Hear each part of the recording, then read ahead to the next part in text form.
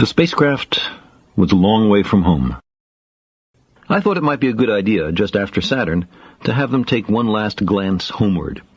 From Saturn, the Earth would appear too small for Voyager to make out any detail. Our planet would be just a point of light, a lonely pixel, hardly distinguishable from the many other points of light Voyager would see, nearby planets, far-off suns.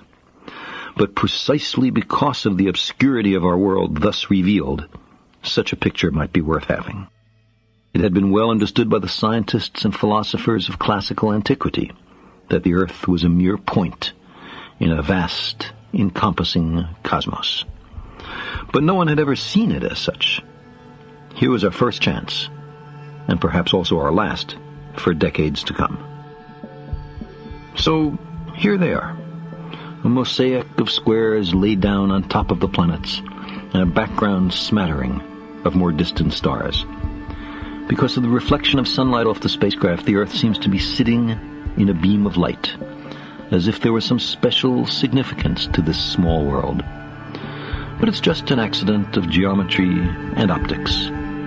There is no sign of humans in this picture. Not our reworking of the Earth's surface, not our machines, not ourselves.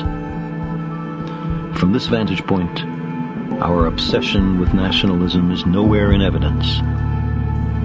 We are too small. On the scale of worlds, humans are inconsequential. A thin film of life on an obscure and solitary lump of rock and metal. Consider again that dot. That's here. That's home. That's us. On it, everyone you love, everyone you know, everyone you ever heard of, every human being who ever was, lived out their lives. The aggregate of our joy and suffering. Thousands of confident religions, ideologies, and economic doctrines. Every hunter and forager, every hero and coward, every creator and destroyer of civilization. Every king and peasant, every young couple in love, every mother and father, hopeful child, inventor and explorer, every teacher of morals, every corrupt politician, every supreme leader, every superstar, every saint and sinner in the history of our species lived there, on a mote of dust, suspended in a sunbeam.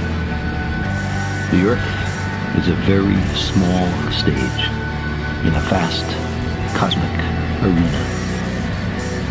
Think of the endless cruelties visited by the inhabitants of one corner of this pixel on the scarcely distinguishable inhabitants of some other corner. How frequent their misunderstandings, how eager they are to kill one another, how fervent their hatreds. Think of the rivers of blood spilled by all those generals and emperors, so that in glory and triumph they could become the momentary masters of a fraction of a dot. Our posturings, our imagined self-importance, the delusion that we have some privileged position in the universe, are challenged by this point of pale light. Our planet is a lonely speck in the great enveloping cosmic dark.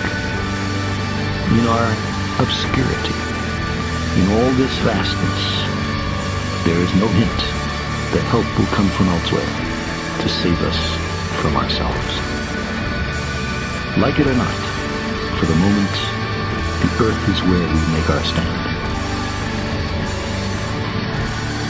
It has been said that astronomy is a humbling and character-building experience. There is perhaps no better demonstration of the folly of human conceits than this distant image of our tiny world. It underscores our responsibility to deal more kindly with one another and to preserve and cherish the only home we've ever known. The pale blue dot.